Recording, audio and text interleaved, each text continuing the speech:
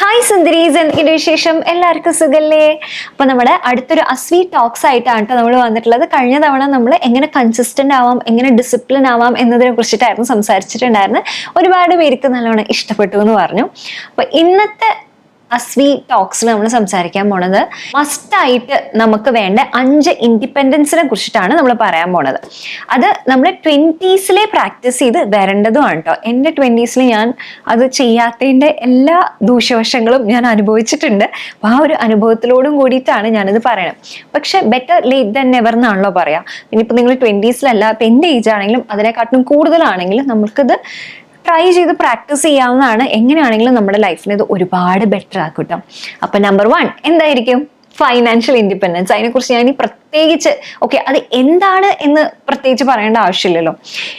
ശരിക്കും പറഞ്ഞു കഴിഞ്ഞാൽ ഇപ്പോഴും നമ്മൾ സ്ത്രീകളുടെ ഫൈനാൻഷ്യൽ ഇൻഡിപെൻഡൻസിനെ കുറിച്ച് സംസാരിക്കുന്നുണ്ടെങ്കിൽ അപ്പൊ അതിനർത്ഥം ഇപ്പോഴും ഇത് നോർമൽ ആയിട്ടില്ല എന്നുള്ളത് തന്നെയാണ്, അല്ലെ? അത് നമ്മുടെ രാജ്യത്ത് ഇപ്പോഴും നോക്കുകയാണെങ്കിൽ ഇതൊരു പ്രശ്നമായിട്ടൊക്കെ കരുതുന്ന പല സ്ഥലങ്ങളുണ്ട്. ഈവൻ ദോ നമ്മുടെ കണ്ണിൽ അത് കാണുന്നില്ല എന്ന് കരുതിയിട്ട് ഇപ്പൊ നമ്മൾ പറയില്ലേ പലപ്പോഴും ജാതീയത ഇല്ല എന്നൊക്കെ പറയുമെങ്കിലും നമുക്കറിയാം പല സ്ഥലങ്ങളിലും പല ഭാഗത്തും ഇത് ഇപ്പോഴും ഉണ്ടെന്നുള്ളത്. മേ ബി നമ്മളത് കാണുന്നുണ്ടാവില്ല, നമ്മുടെ ചുറ്റിനും അത് നടക്കുന്നുണ്ടാവില്ല, പക്ഷെ അത് നടക്കുന്ന കാര്യം തന്നെയാണ്. ഇനി നമ്മൾ 20s പ്രാക്ടീസ് ചെയ്ത് വരേണ്ട കാര്യം എന്താണെന്ന് അറിയോ? ഞാൻ പറയുന്നത് എത്രയും പെട്ടെന്ന് ഡിഗ്രി തീർത്ത് എത്രയും പെട്ടെന്ന് ജോലിക്ക് കയറുക എന്നുള്ളതല്ല. പകരം നമ്മൾ ബാങ്കിൽ പോവുക. നമുക്ക് കിട്ടുന്ന പൈസ നമ്മളത് എങ്ങനെ ഉപയോഗിക്കുക എന്നുള്ളൊരു സാധനം ഉണ്ടല്ലോ, അത് പല സ്ത്രീകളും ലാക്ക് ചെയ്യുന്ന ഒരു സാധനമാണ്. സ്ത്രീകളെ സംബന്ധിച്ചിടത്തോളം കുറെ സ്ത്രീകൾക്കുള്ള പ്രശ്നമാണ് നമുക്ക് ഈ ഫൈനാൻസ് നമുക്ക് മനസ്സിലാക്കാൻ വലിയ പ്രയാസം. എനിക്ക് ശരിക്കും പറഞ്ഞാൽ ചിട്ടി എന്താണെന്ന് മനസ്സിലാക്കാൻ എത്ര സമയം എടുത്തു എന്നറിയാം. ഞാൻ എൻ്റെ ഏർണിങ്സും അച്ഛൻ ഉണ്ടായിരുന്നപ്പോൾ അച്ഛന് അയച്ചു കൊടുക്കുകയാണ് ചെയ്യുക. അച്ഛനാണ് അത് ഓരോ ചിട്ടിയിലായിട്ട് ഇട്ടിരുന്നത്. സിമ്പിൾ ആയിട്ടുള്ള ഒരു സാധനം അത് മനസ്സിലാക്കാനായിട്ട് ഒരു ബേസിക് ഇൻവെസ്റ്റ്മെന്റ് എന്നുള്ള രീതിയിൽ ചെയ്തിരുന്ന സാധനം പോലും മനസ്സിലാക്കാൻ എനിക്ക് ഒരുപാട് സമയമെടുത്തു. അപ്പൊ എന്നെ പോലെ ഒരുപാട് സ്ത്രീകളുണ്ടെന്ന് അറിയാം. കാരണം എന്താ വെച്ചാൽ നമ്മളെ ചെറുപ്പം മുതൽ നമ്മൾ ട്രെയിൻഡ് ആവുന്നില്ല. അറ്റ്ലീസ്റ്റ് എൻ്റെ ജനറേഷനിൽ കേട്ടോ, എന്നെക്കാളും മുന്നത്തെ ജനറേഷനിലാണെങ്കിൽ പല വീടുകളിലും അങ്ങനെ ട്രെയിൻ ചെയ്തിട്ടുണ്ടാവാം. പക്ഷെ എൻ്റെ വീട്ടിലൊന്നും അങ്ങനെ ഒരു കൈൻഡ് ഓഫ് ട്രെയിനിങ്ങോ അങ്ങനെ ഒന്നും ഉണ്ടായിരുന്നില്ല.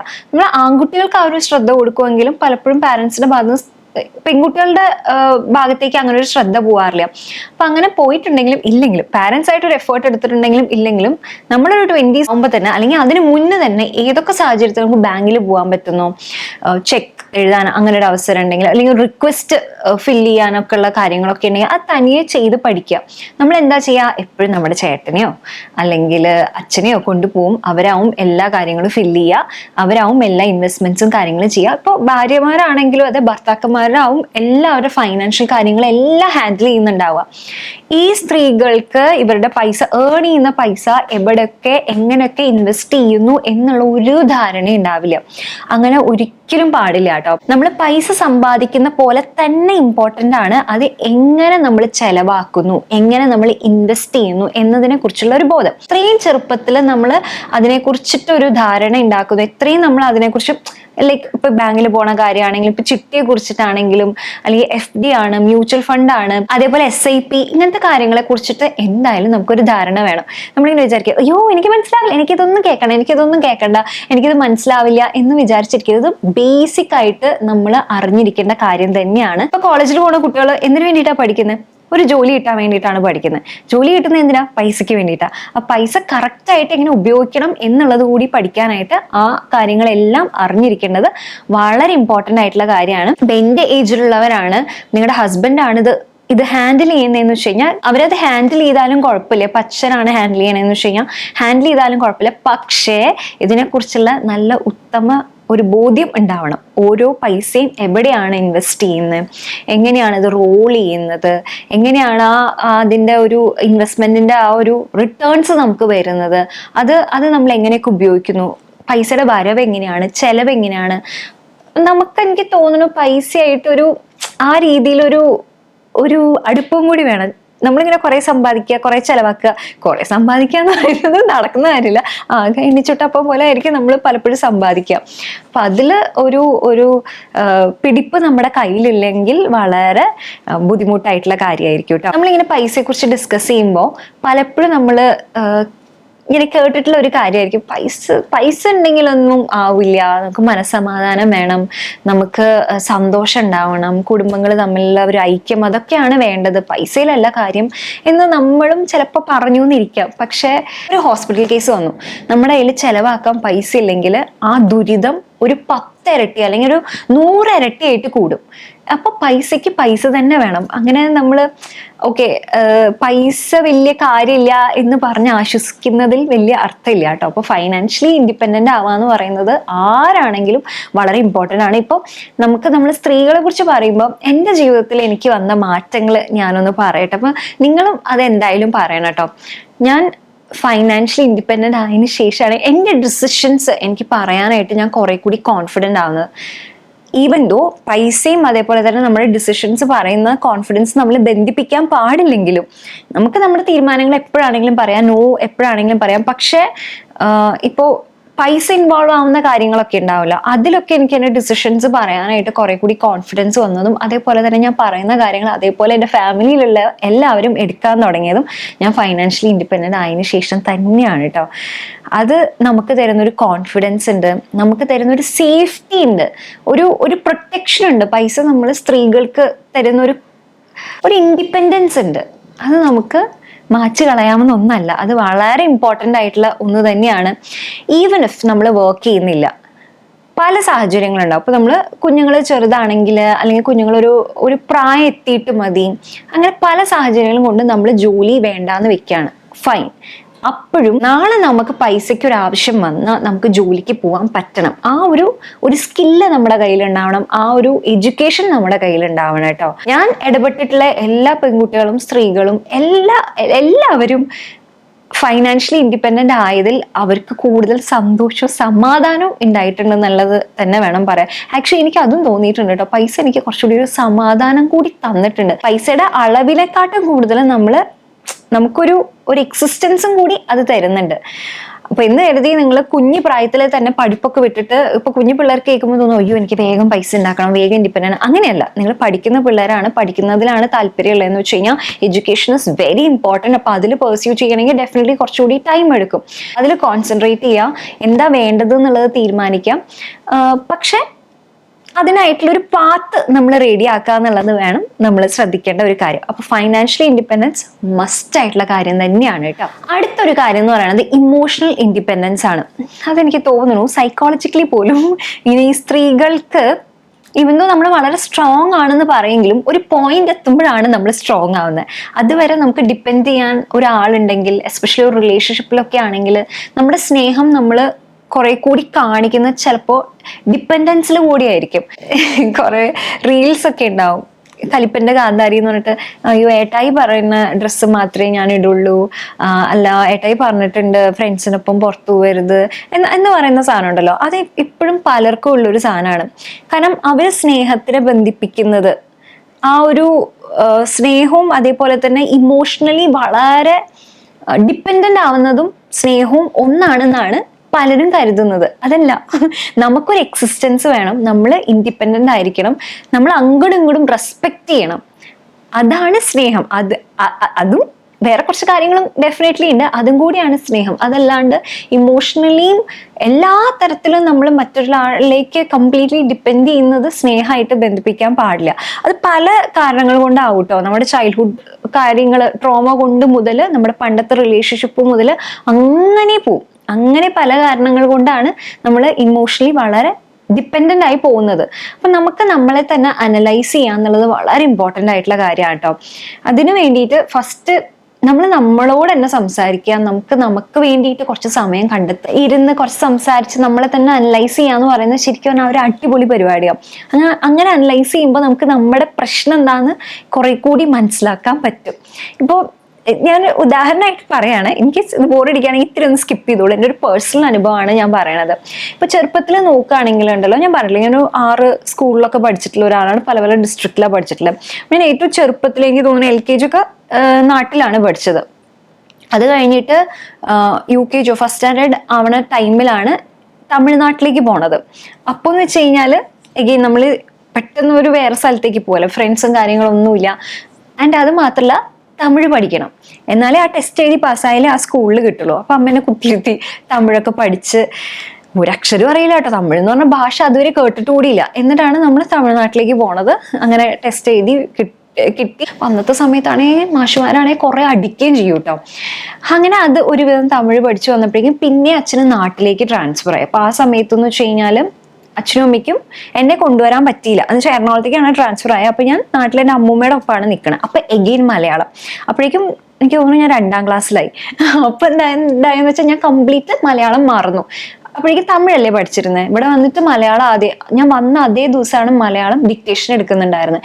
ഒരക്ഷരം എഴുതാൻ വയ്യ. ഇവിടെ ഇങ്ങനെ അക്ഷരങ്ങളെല്ലാം കൂട്ടി എന്നുവെച്ചാൽ സെന്റൻസുകളായി. 2ാം ക്ലാസ് ആയപ്പോൾ എനിക്ക് മലയാളത്തിന് ഒരു അക്ഷരം പോലും ഓർമ്മയില്ല. അപ്പോൾ ഈ തമിഴ് വിട്ടിട്ട് ആദ്യം നമ്മൾ മലയാളം പഠിക്കുകയാണ്. അങ്ങനെ അപ്പോൾ എഗെയിൻ ഫ്രണ്ട്സും കാര്യങ്ങളൊന്നുമില്ല. 1 വർഷം ഞാൻ അവിടെ പഠിച്ചുള്ളൂ. അത് കഴിഞ്ഞിട്ട് എനിക്ക് KVയിലേക്ക് കിട്ടുകയാണ് 3ാം ക്ലാസ്സിൽ. അവിടെ നോക്കുമ്പോൾ ഹിന്ദി. അതുവരെ ഹിന്ദിയായിട്ട് വലിയ ബന്ധമില്ല. അങ്ങനെ നോക്കുമ്പോൾ ഒരു കെയോട്ടിക് ആയിട്ടുള്ളൊരു എനിക്ക് തോന്നുന്നു എന്നെ അത് എഫക്ട് ചെയ്തിട്ടുണ്ടെന്നാണ് ഞാൻ റിയലൈസ് ചെയ്യുന്നത്. പിന്നെ അതിനുശേഷം നോക്കുകയാണെങ്കിലും ഇങ്ങനെ ട്രാൻസ്ഫർ ആയി പോവാണ്. അപ്പോൾ ഒരു സ്ഥലത്ത് ഒരു ഫ്രണ്ട് ഉണ്ടാവുന്നില്ല.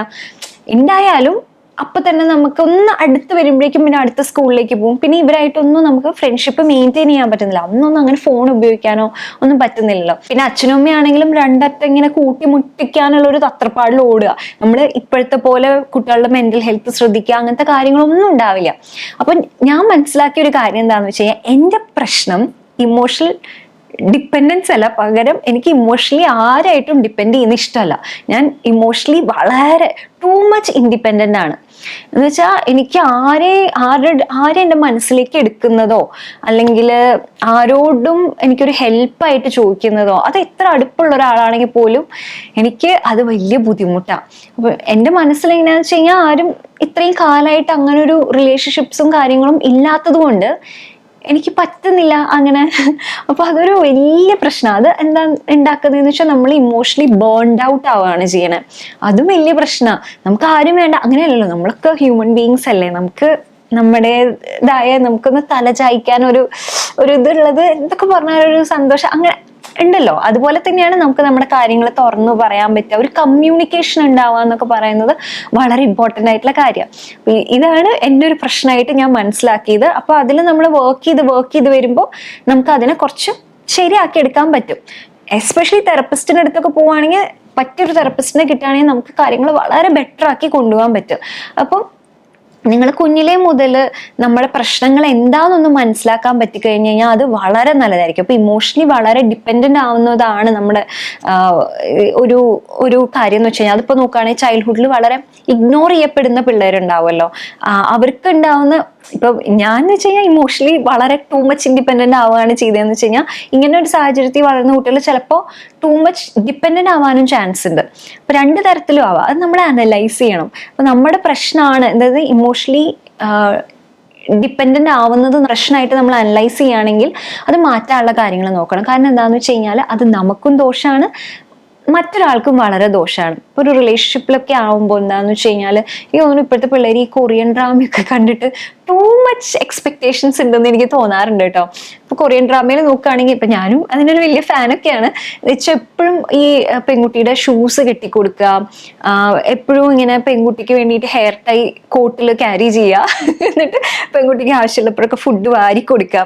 ഇതൊക്കെ കാണാനൊക്കെ നല്ല രസമാണ്. പക്ഷെ ഇതൊക്കെ എക്സ്പെക്ട് ചെയ്തിട്ട് നമ്മളൊരു റിലേഷൻഷിപ്പിലൊക്കെ പോയി കഴിഞ്ഞാണ്ടല്ലോ ചിലപ്പോൾ കിട്ടണം എന്നില്ല.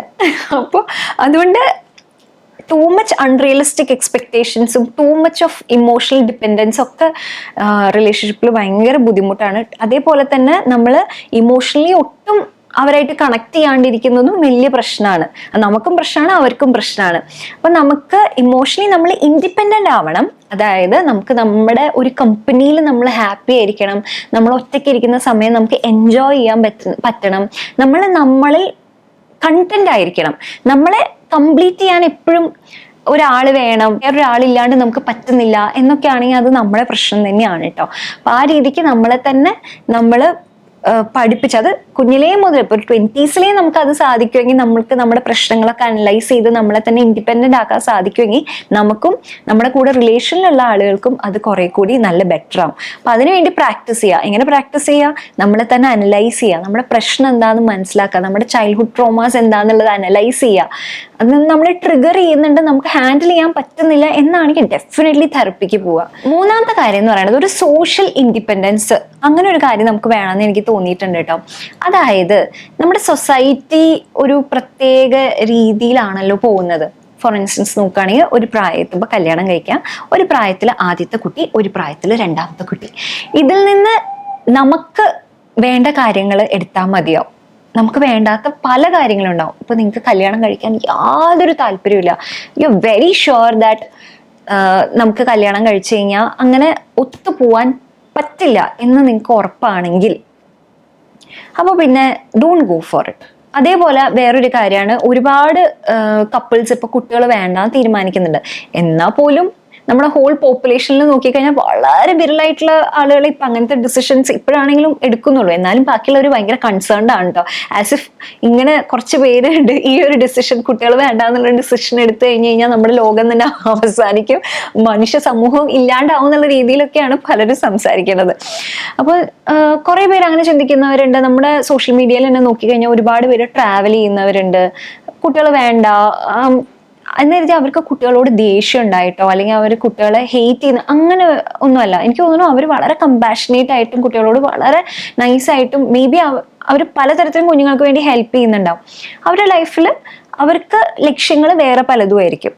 അങ്ങനെ ഒരു കാര്യമുണ്ട്. അപ്പൊ ഇത് നമ്മുടെ സൊസൈറ്റി ഒരു സ്റ്റാൻഡേർഡ്സ് സെറ്റ് ചെയ്തതിൽ നിന്ന് എതിരാണ്. അങ്ങനെ പല കാര്യങ്ങളുണ്ടാവും. അപ്പൊ നമ്മളൊരു ജോലി, ഇപ്പൊ 10 വർഷം മുമ്പ് ഞാൻ യൂട്യൂബ് തുടങ്ങുമ്പോൾ യൂട്യൂബിൽ ഇങ്ങനെ ഈ മേക്കപ്പ് വീഡിയോസ് നമ്മുടെ നാട്ടിൽ കേരളത്തിൽ മലയാളത്തിൽ ഇടുക എന്ന് പറയുന്നത് വളരെ ഒരു പ്രശ്നമായിട്ടുള്ള കാര്യമായിരുന്നു.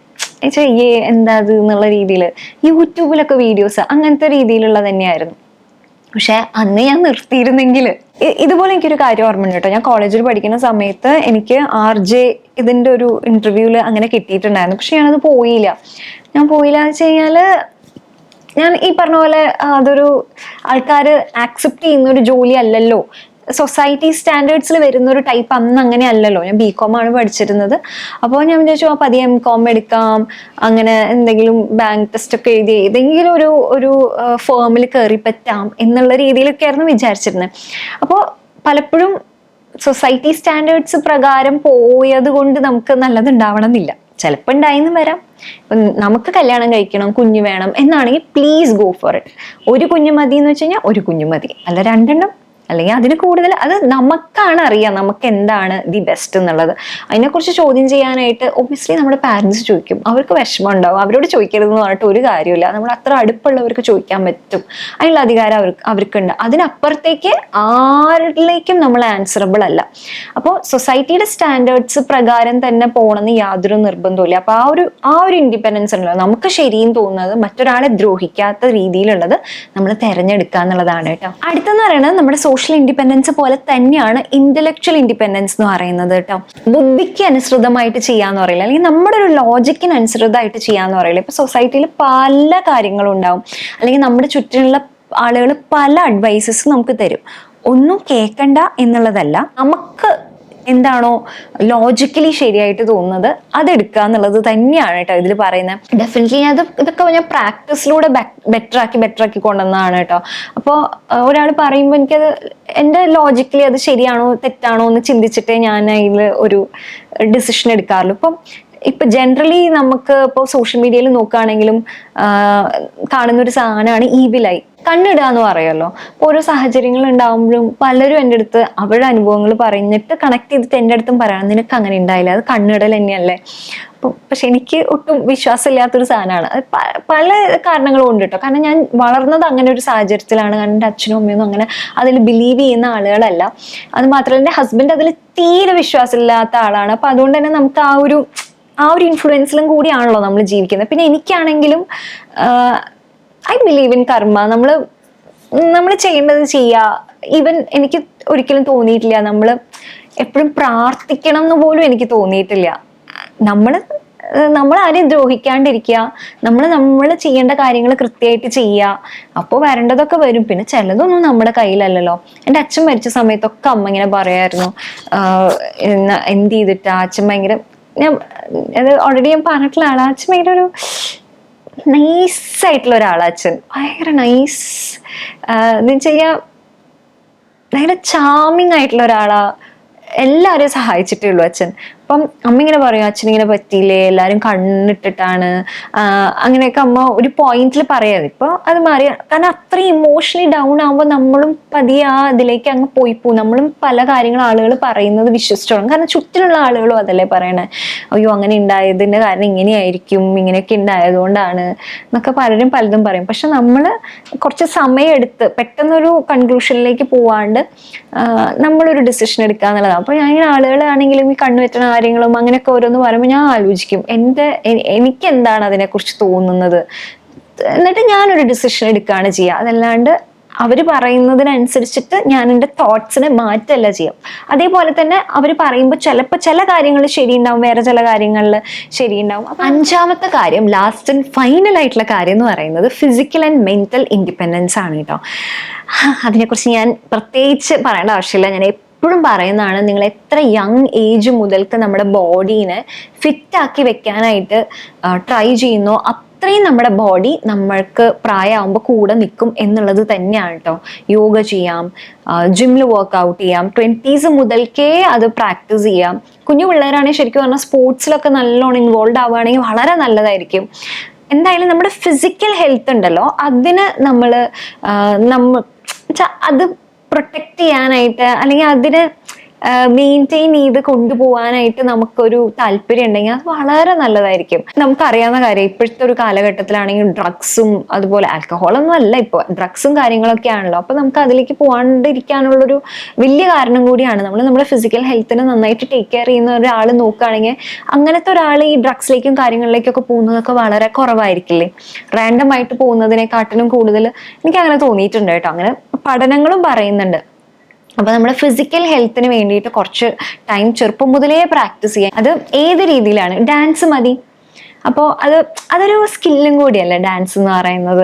അപ്പൊ അങ്ങനെയാണെങ്കിൽ അങ്ങനെ ചിലപ്പോൾ നമുക്ക് അതിൽ നിന്ന് ആ ഒരു താല്പര്യം വന്നിട്ട് നമുക്ക് ഒരു കരിയർ ആവുന്നത്. അപ്പോൾ ഡാൻസോ അല്ലെങ്കിൽ സുംബ, അതല്ലെങ്കിൽ പിലാറ്റീസ് ഒക്കെ ഇപ്പോൾ ഇവിടെ കൊച്ചിയിലൊക്കെ വന്നു തുടങ്ങിയിട്ടില്ലേ, അങ്ങനെ. അപ്പൊ നമുക്ക് ഇഷ്ടമുള്ളൊരു സാധനം എടുക്കാം. നമുക്ക് ഇപ്പൊ 20s നമ്മൾ കോളേജിൽ പോകുമ്പോൾ നമ്മൾ വിചാരിക്കും നമുക്ക് ഒട്ടും സമയം കിട്ടുന്നില്ല എന്നുള്ളത്. പക്ഷെ സത്യസന്ധമായിട്ട് പറയുകയാണെങ്കിൽ അത് നമ്മുടെ ഒരു ഫാമിലിയൊക്കെ നമുക്ക് അതിന് ശേഷം നോക്കുകയാണെങ്കിൽ നമുക്ക് തീരെ സമയം കിട്ടില്ല. അത് എന്നിട്ടും പുതിയ ഓരോ ഹോബീസ് സ്റ്റാർട്ട് ചെയ്യുന്നവരുണ്ട്, മെന്റലി ആൻഡ് ഫിസിക്കലി ഫിറ്റ് ആയിട്ടിരിക്കാൻ ട്രൈ ചെയ്യുന്നവരുണ്ട്. അതൊക്കെ ഉണ്ട്, അതൊക്കെ വേണം എന്നുള്ളതാണ്. പക്ഷെ നമ്മൾ 20s അതിനുള്ള സമയം കണ്ടെത്തുകയാണെങ്കിൽ നമുക്ക് പിന്നീട് അങ്ങോട്ട് പോകും തോറും അതൊരു വലിയ ടാസ്ക് ആയിട്ട് ഫീൽ ചെയ്യില്ല. ഇനി മെന്റൽ ഹെൽത്ത് എങ്ങനെ പ്രൊട്ടക്ട് ചെയ്യും? മെന്റൽ ഹെൽത്ത് ആണെങ്കിൽ ഞാൻ പറഞ്ഞില്ലേ, ഫസ്റ്റ് നമ്മളെ തന്നെ അനലൈസ് ചെയ്യുക എന്നുള്ളത് വളരെ ഇമ്പോർട്ടൻ്റ് ആയിട്ടുള്ള കാര്യമാണ്. കുറച്ച് നമ്മൾ എന്താണ് എന്നുള്ള കാര്യങ്ങൾ ഉണ്ടാവണം. നമ്മുടെ പ്രശ്നങ്ങളെ കുറിച്ചിട്ടും നമുക്കപ്പോൾ ഒരു ബോധം ഉണ്ടാവും. നമ്മളെപ്പോഴും മറ്റൊരാൾ ടോക്സിക് ആണ്, മറ്റൊരാൾ പ്രശ്നമാണ്, ഞാൻ എന്ത് നൈസാ, ഞാൻ എല്ലാവരോടും നന്നായിട്ടാണ് പെരുമാറണം, ഞാൻ എല്ലാവർക്കും വാരിക്കോരി കൊടുക്കും, എല്ലാവരും എന്നെ ചതിക്കും, എല്ലാവരും പ്രശ്നമാണ്, അങ്ങനെയൊക്കെ നമ്മൾ പറയുമ്പോൾ മേ ബി നമ്മുടെ ഭാഗത്തും പ്രശ്നം ഉണ്ടാവാം. എല്ലാ തികഞ്ഞ ആളുകളല്ലല്ലോ നമ്മൾ. അങ്ങനെ പ്രശ്നം ഉണ്ടെങ്കിലും അത് ഇറ്റ്സ് ഓക്കെ, അതൊക്കെ നമുക്ക് ശരിയാക്കാവുന്നതേ ഉള്ളൂ. പക്ഷെ ആദ്യം ഒന്ന് അനലൈസ് ചെയ്യണം. നമുക്കത് സോർട്ട് ചെയ്യാൻ കുറെ കൂടി എളുപ്പമാണ്. അതിനെക്കാട്ടും കൂടുതൽ വേറൊരാൾക്ക് നമ്മളെ മാനിപ്പുലേറ്റ് ചെയ്യാനും ബുദ്ധിമുട്ടായിരിക്കും. നമ്മുടെ സ്ട്രെങ്ത് എന്താണ്, നമ്മുടെ വീക്ക്നെസ് എന്താണെന്ന് അറിയുമ്പോൾ ഈ റിലേഷൻഷിപ്പിൽ മാനിപ്പുലേഷനും കുറയുമെന്ന് എനിക്ക് തോന്നുന്നുണ്ട്. ഇപ്പൊ ഒരു ഉദാഹരണം പറയുകയാണെങ്കിൽ രാജുവും റാണിയും. രാജു ആണെങ്കിൽ റാണീനെ പെട്ടെന്നുള്ളൊരു ദേഷ്യത്തിന് അടിക്കുകയാണ്. അടിച്ചിട്ട് രാജു റാണിയുടെ അടുത്ത് പറയാണ്, നീ എന്തിനാ അങ്ങനെ പറഞ്ഞേ, നീ അങ്ങനെ പറഞ്ഞോണ്ടല്ലേ ഞാൻ അടിച്ചത്, അതല്ലായിരുന്നെങ്കിൽ ഞാൻ അടിക്കുമോ, എനിക്ക് അങ്ങനെ നിന്നെ അടിക്കാൻ പറ്റുമോ, എനിക്ക് നിന്നോട് എന്ത് ഇഷ്ടമാണ്, പക്ഷെ നീ അങ്ങനെ എന്നെ കൊണ്ട് അടിപ്പിച്ചു, നീ അങ്ങനെയാണ് എന്നോട് സംസാരിച്ചതെന്ന് പറയുമ്പോൾ റാണിയുടെ മനസ്സിലിങ്ങനെ തോന്നും, അയ്യോ ഞാൻ അങ്ങനെ പറഞ്ഞോണ്ടല്ലേ അടിച്ചേ.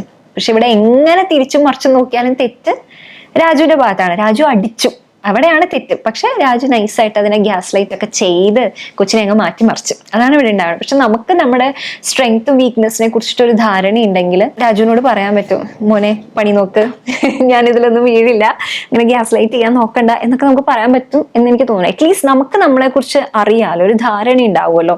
ആൻഡ് പ്ലസ് നമുക്ക് ഹാൻഡിൽ ചെയ്യാൻ പറ്റാത്ത രീതിയിലാണ് കാര്യങ്ങൾ പോണേന്ന് വെച്ച് കഴിഞ്ഞാൽ നമുക്ക് ഡെഫിനറ്റ്ലി അതിന് വേണ്ട തെറപ്പിയും കാര്യങ്ങളൊക്കെ എടുക്കുക. തെറപ്പി എന്ന് പറയുന്നത്, അല്ലെങ്കിൽ ഇപ്പോൾ മെന്റലി നമുക്ക് എന്തെങ്കിലും ഒരു വയ്യായ്ക വന്നിട്ട് നമ്മൾ അതിന് ഈവൻ മരുന്ന് എടുക്കേണ്ടി വന്നാലും അതിനൊരു മോശമായിട്ടോ എന്തെങ്കിലും ഒരു പ്രശ്നമായിട്ട് അങ്ങനെ കാണരുത്. നമുക്ക് പനി വന്നാൽ നമ്മൾ എന്താ ചെയ്യുക, നമ്മളത് ട്രീറ്റ് ചെയ്യില്ലേ? അതേപോലെ തന്നെയാണ് നമ്മുടെ മനസ്സും. അതിന് എന്തെങ്കിലും ഒരു ബുദ്ധിമുട്ടും പ്രശ്നങ്ങളും വന്നു കഴിഞ്ഞാൽ അങ്ങ് തകരും. അപ്പോൾ ഈ ഫിസിക്കൽ ഹെൽത്തും മെന്റൽ ഹെൽത്തും വളരെ കണക്റ്റഡ് ആണ് കേട്ടോ. നമ്മൾ റെഗുലർ ആയിട്ട് വർക്ക്ഔട്ട് ചെയ്യുന്ന ഒരാളാണെങ്കിൽ നമുക്ക് ഡെഫിനറ്റ്ലി ഹാപ്പി ഹോർമോൺസ് ഉണ്ടാവുകയും നമ്മുടെ മെന്റൽ ഹെൽത്തിനെ കുറച്ചുകൂടി ബെറ്റർ ആക്കാനായിട്ട് ഹെൽപ്പ് ചെയ്യും. അതേപോലെ തന്നെയാണ് മെന്റൽ ഹെൽത്ത് ബെറ്റർ ആകുമ്പോഴാണ് നമ്മുടെ ഫിസിക്കൽ ഹെൽത്തും ബെറ്റർ ആവുന്നത്. അപ്പൊ രണ്ടും ഒരേപോലെ കൊണ്ടുപോകേണ്ട ഒരു സാധനം തന്നെയാണ് കേട്ടോ. നമ്മളിങ്ങനെ കുറച്ചൊന്ന് ശ്രദ്ധിക്കുകയാണെങ്കിൽ നല്ലതായിരിക്കില്ലേ? നമുക്ക് കുറച്ചുകൂടി ഈസി ആയിട്ട് ജീവിക്കാൻ പറ്റുമെങ്കിൽ അതെടുക്കുന്നതല്ലേ നല്ലത്. ഇപ്പൊ ലൈക്ക് ഫൈനാൻഷ്യൽ കാര്യങ്ങളാണെങ്കിൽ അതിന്റെ കുറച്ച് കാര്യങ്ങൾ പഠിക്കുക, ഇമോഷണലി ഇൻഡിപെൻഡന്റ് ആവാൻ ശ്രമിക്കുക, അങ്ങനെ അത്രേ ഉള്ളൂടാ. അതാണ് എനിക്ക് പറയാനുള്ളത്. അപ്പൊ നിങ്ങൾക്ക് എന്താ ഇതിനെ കുറിച്ചൊക്കെ പറയാനുള്ളത് എന്നുള്ളത് എന്തായാലും കമന്റ് സെക്ഷനിൽ കമന്റ് ചെയ്യൂ. അടുത്ത ടോപ്പിക്ക് നമുക്ക് എന്തിനെ കുറിച്ചാണ് സംസാരിക്കേണ്ടത് എന്നുള്ളത് പറയൂ. ഇത് എൻ്റെ മനസ്സിൽ ഞാൻ കുറേ നാളായിട്ട് വിചാരിച്ചിട്ടുള്ള കാര്യങ്ങളാണ്. പക്ഷെ ഇങ്ങനെ ഒരു 5 പോയിന്റ്സ് ആക്കി പറയുമ്പോൾ എല്ലാവർക്കും കുറച്ചുകൂടി എളുപ്പത്തിൽ മനസ്സിലാക്കാൻ പറ്റുള്ളൂ എന്ന് വിചാരിച്ച് ഞാൻ അങ്ങനെ പറഞ്ഞു എന്ന് മാത്രമേ ഉള്ളൂ കേട്ടോ. ഞാൻ പറഞ്ഞതിൽ മിസ്റ്റേക്സ് ഉണ്ടെങ്കിൽ പ്ലീസ്, നല്ലതിനേക്കാളും കൂടുതൽ എനിക്ക് മിസ്റ്റേക്സ് ഉണ്ടെങ്കിലാണ് അറിയേണ്ടത്. കാരണം ഇത് വേറെ ആരെങ്കിലും കണ്ടിട്ട് അതൊരു തെറ്റായ രീതിയിൽ എടുക്കരുതല്ലോ. എൻ്റെ അഭിപ്രായങ്ങളാണ് കേട്ടോ ഞാൻ പറയുന്നത്. അപ്പോൾ പ്ലീസ് അങ്ങനെ എന്തെങ്കിലും മിസ്റ്റേക്സോ കാര്യങ്ങളുണ്ടെങ്കിൽ എന്തായാലും കമന്റ് സെക്ഷനിൽ കമന്റ് ചെയ്യുക. അപ്പോൾ love you all so much. അപ്പോൾ നമുക്ക് അടുത്തൊരു വീഡിയോയിൽ കാണാം. ബൈ.